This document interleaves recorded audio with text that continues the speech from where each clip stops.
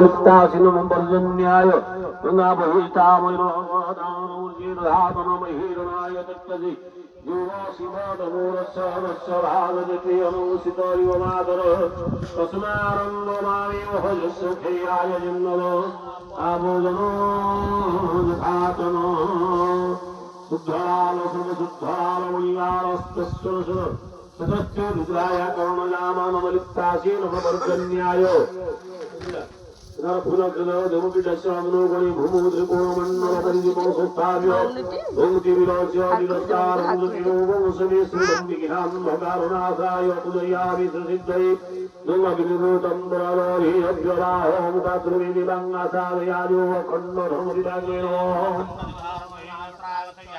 यदि चक्रायितारं गुरुदावदागरिष्यामि